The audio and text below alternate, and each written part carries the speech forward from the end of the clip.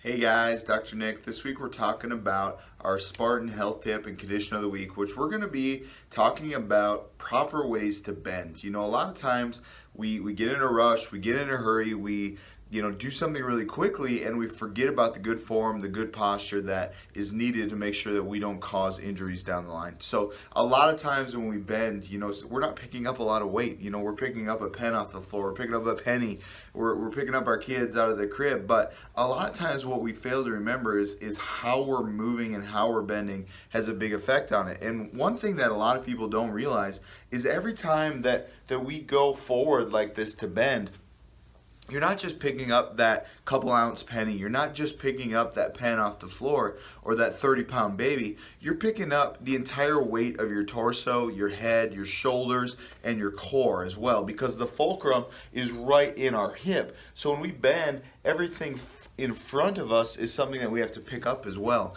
And one of the biggest challenges is maintaining that stability and that core strength. A lot of times when we see this happen, especially with moms or, people that are just bending to pick silly things up or putting their socks on, they're like, what in the world did I do? Well, a lot of times it's your posture that causes the problem. So really, really focus on making sure you have great posture. If you are gonna bend, make sure that you're not picking up a lot of weight. And if you are bending at the hips or at the waist, make sure you're doing it slow. A lot of times people stand up really quickly and they get that sharp spasm, a disc injury, disc bulge, disc herniations, which if you've had one, you don't want one. Just ask somebody that has one. They'll be happy to share how much it is uncomfortable and extremely painful. So make sure that you're doing everything you can to try to avoid those injuries. And the best way is watch your squat form. We've talked about this in many doc walks.